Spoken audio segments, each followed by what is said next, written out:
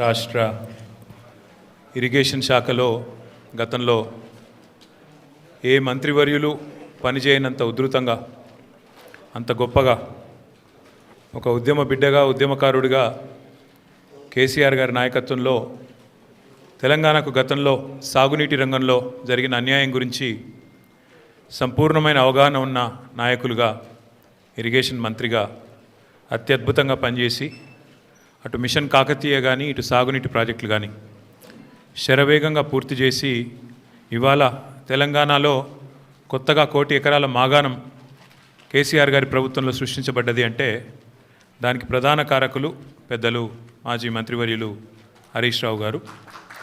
గౌరవనీయులైన party senior నాయకులందరికీ, గౌరవ శాసనసభ్యులు, గౌరవ రాజ్యసభ సభ్యులు, గౌరవనీయులైన సీనియర్ నాయకులందరికీ ఈరోజు ఇక్కడ కాళేశ్వరం విషయంలో వాస్తవాలు మరి ప్రజల ముందు పెట్టడానికి హరీష్ రావు గారు ఇస్తున్న ఈ పవర్ పాయింట్ ప్రజెంటేషన్కి హాజరైన పాత్రికేయ మిత్రులకు నమస్కారాలు.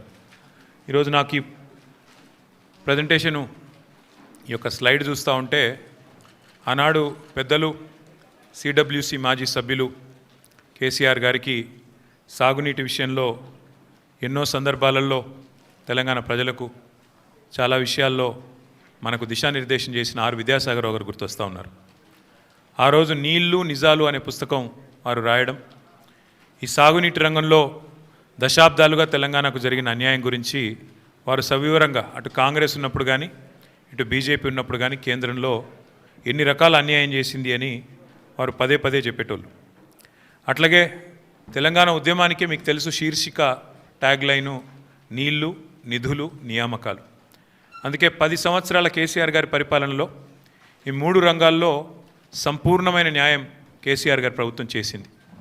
నీళ్ల విషయంలో ఇటు గోదావరిలో అటు కృష్ణలో ప్రతి నీటి బొట్టును వడిసిపట్టి ఒక్క చుక్క నీటిని వదలకుండా కాళేశ్వరం లాంటి ప్రాజెక్టు కాలంతో పోటీపడుతూ కట్టినా, అట్లాగే పాలమూరు రంగారెడ్డి ఎత్తిపోతల పథకాన్ని దాదాపు 90% పూర్తి చేసిన, సీతారామ ప్రాజెక్టును కూడా 90% పూర్తి చేసి కృష్ణలో గోదావరిలో సంపూర్ణంగా ఒక్కొక్క నీటి బొట్టును వడిసిపట్టి తెలంగాణ రైతాంగానికి తెలంగాణ ప్రజల ప్రయోజనాల కోసం నిరంతరం పనిచేసింది కేసీఆర్ ప్రభుత్వం. కానీ ఈరోజు నీళ్లు నిధులు నియామకాలు అనే ట్యాగ్ లైన్ ఎక్కడో పోయింది. ఇవాళ ఏం జరుగుతుంది రాష్ట్రంలో అంటే నిందలు, దందాలు, చందాలు, బీఆర్ఎస్ మీద నిందలు, బిల్డర్లతో కాంట్రాక్టర్లతో దందాలు, రాహుల్ గాంధీకి చందాలు. ఇది